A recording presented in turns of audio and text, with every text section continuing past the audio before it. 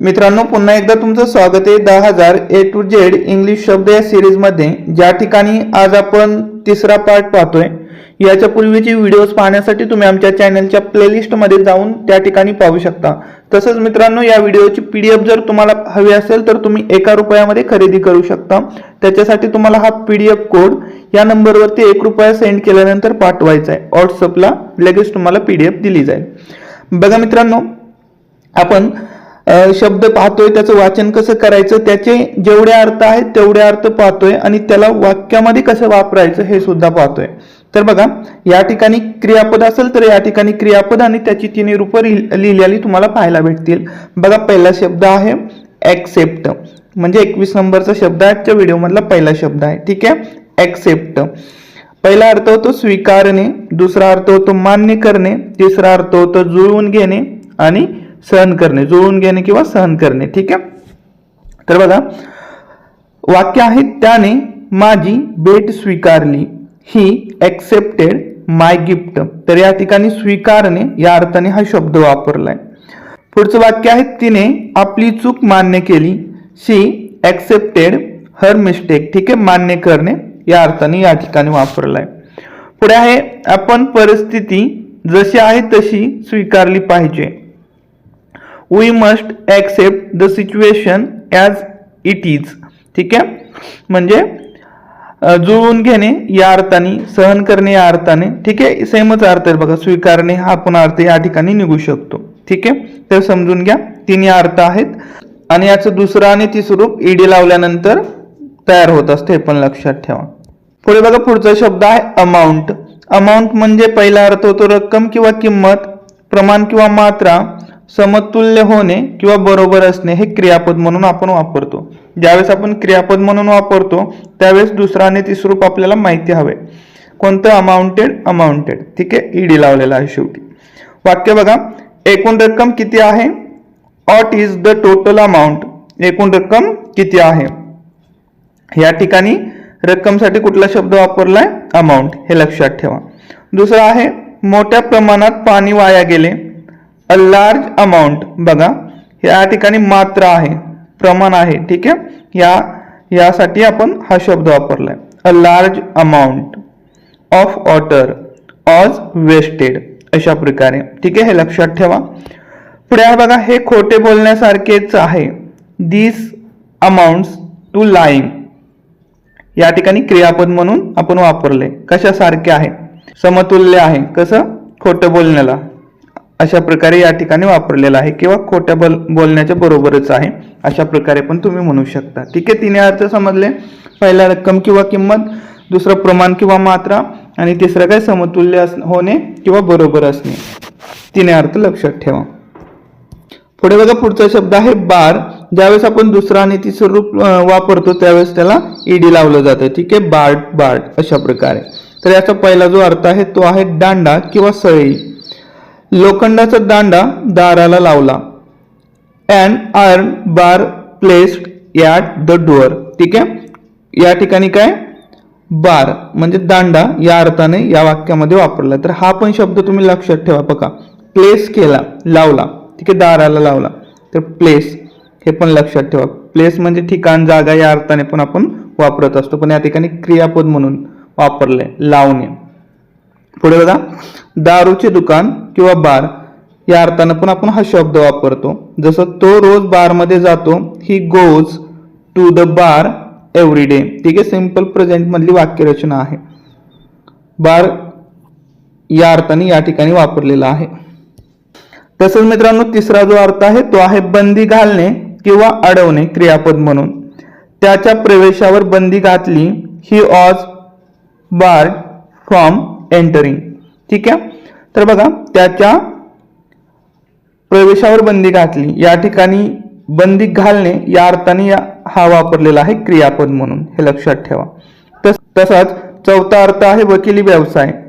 तो बार परीक्षा पास झाला, ही पास्ड द बार एक्झामिनेशन। ठीक आहे, तर या ठिकाणी वकिली व्यवसाय यासाठी पण आपण हा शब्द वापरतो, बार। पुढे बघा, वगळता किंवा सोडून या अर्थाने वापरला जातो। जसं एकाला सोडून सर्व आले, ऑल केम बार वन। तर बघा सोडून किंवा वगळता, तर या ठिकाणी या अर्थाने वापरलाय. ठीक आहे, हे पण लक्षात ठेवा. पाचीच्या पाची अर्थ आपण पाहिलेले आहेत. पुढे बघा पुढचा शब्द आहे ब्लड. ब्लड म्हणजे रक्त. दुसरा अर्थ होतो कुटुंब किंवा नातेसंबंध. तिसरा अर्थ होतो स्वभाव किंवा व्यक्ती. बघा, त्याच्या हातातून रक्त येत आहे. Blood is coming. रक्त येत आहे फ्रॉम हिज हँड, त्याच्या हातातून. तर या ठिकाणी रक्त म्हणून आपण हा शब्द वापरलाय ब्लड. तसंच बघा, रक्ताचे नाते कधीच तुटत नाही, तर या ठिकाणी नातेसंबंध म्हणून हा शब्द वापरलाय. ठीक आहे, ब्लड रिलेशन्स नेवर ब्रेक, नातेसंबंध म्हणून. ठीक आहे. पुढे बघा स्वभाव किंवा वृत्ती या अर्थाने धाडस त्याच्या रक्तातच आहे. Bravery is in his hand. तर बघा या ठिकाणी पण काय केलंय, स्वभाव किंवा वृत्ती या अर्थानं हा शब्द वापरलाय. बघा सेमच आहे.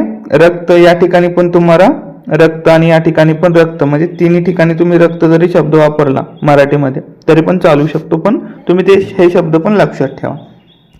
पुढे बघा पुढचा शब्द आहे अक्रॉस. अक्रॉस पहिला अर्थ होतो पलीकडे किंवा ओलांडून. दुसरा अर्थ होतो आरपार किंवा एका बाजूकडून दुसऱ्या बाजूकडे. तिसरा अर्थ होतो सर्वत्र किंवा संपूर्ण ठिकाणी. वाक्य बघा, नदी ओलांडून गावाला जायचे आहे.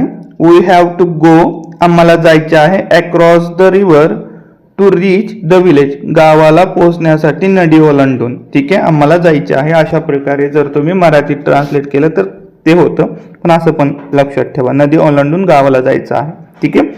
पुढे बघा, त्याने रस्त्याच्या आरपार धाव घेतली. ही रॅन अक्रॉस द रोड. ठीक आहे, तर या ठिकाणी काय आरपार या अर्थाने हा शब्द वापरलाय. पुढे आहे संपूर्ण देशभर हा कायदा लागू आहे.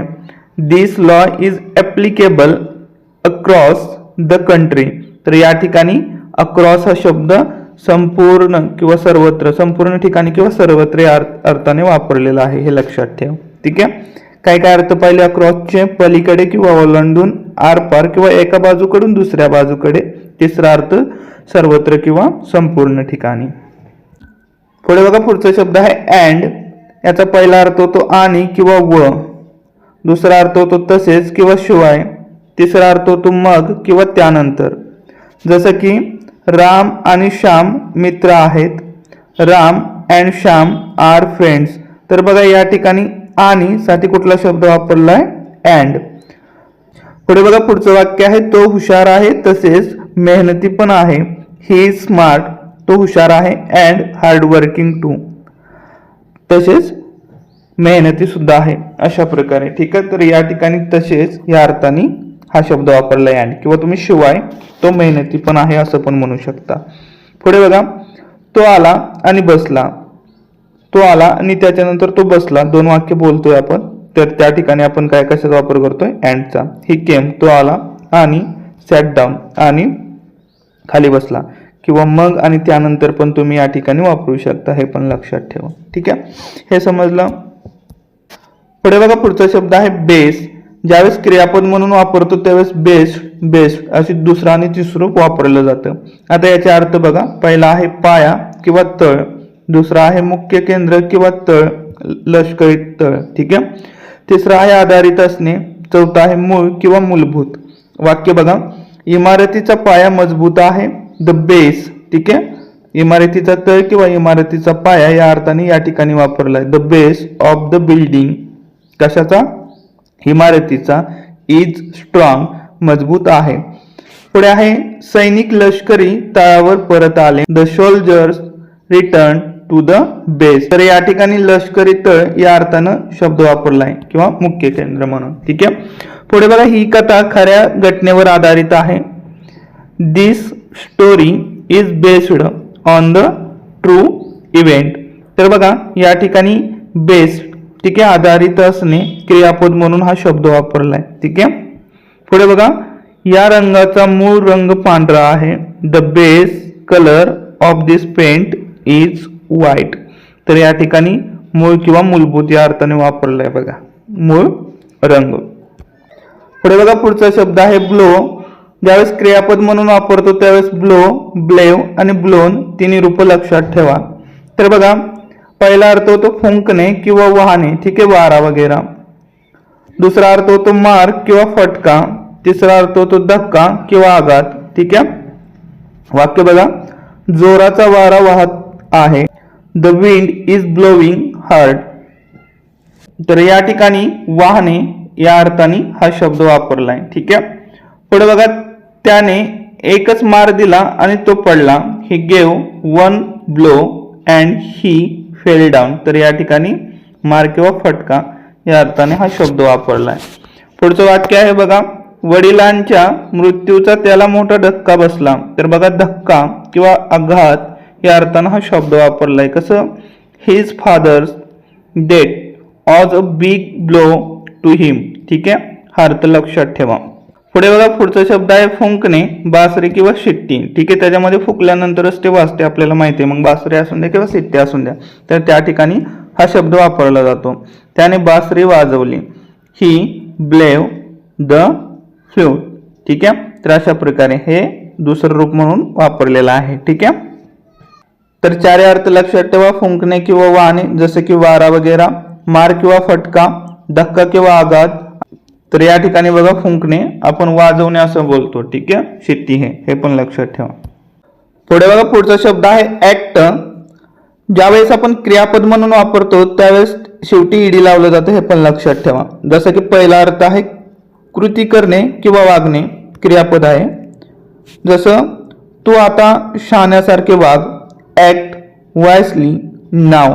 तर बघा, या ठिकाणी काय केलंय, वागणे याच्यासाठी हा शब्द वापरलाय, ऍक्ट. पुढे बघा, पुढचा अर्थ आहे अभिनय करणे. त्याने चित्रपटात खूप छान अभिनय केला. हे पण क्रियापद म्हणून वापरलंय. He acted very well in the movie, ठीक आहे. तर अभिनय करणे या अर्थाने या ठिकाणी वापरलेला आहे. पुढचा जो अर्थ आहे तो आहे कायदा किंवा अधिनियम. जसं हा कायदा 1950 मध्ये पास झाला. दिस ऍक्ट वॉज पास्ड इन 1950. तर या ठिकाणी काय केले, कायदा किंवा अधिनियम म्हणून ऍक्ट हा शब्द वापरला इंग्लिशमध्ये. पुढचा अर्थ आहे बघा, कृती किंवा कार्य. दयाळूपणाची एक छोटी कृती खूप महत्वाची असते. A small act of kindness matters a lot. तर बघा, या ठिकाणी ऍक्ट कार्य किंवा कृती या अर्थानं हा शब्द वापरलाय. पुढे आहे नाटकातील अंक. या नाटकात 3 अंक आहेत. दिस प्ले हॅज 3 ऍक्ट्स. तर बघा, नाटक म्हणजे प्ले आणि नाटकातील अंक त्याच्यासाठी ऍक्ट हा शब्द वापरलाय. पुढे बघा, पुढचा शब्द आहे अँग्री. पहिला अर्थ होतो रागवलेला किंवा चिडलेला. दुसरा अर्थ होतो तीव्र किंवा भयंकर वातावरण वगैरे. तो माझ्यावर खूप रागवला आहे. He is very angry with me. तर या ठिकाणी काय केलंय बघा, अँग्री म्हणजेच रागवलेला किंवा चिडलेला या अर्थाने हा शब्द वापरलाय. पुढचं वाक्य आहे आकाश रागवलेल्या ढगांनी भरले होते. The sky was filled with angry clouds.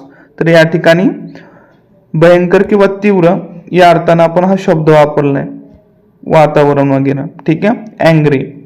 तर हे पण लक्षात ठेवा. मित्रांनो, काही समजलं नसेल कमेंट बॉक्समध्ये नक्की विचारा.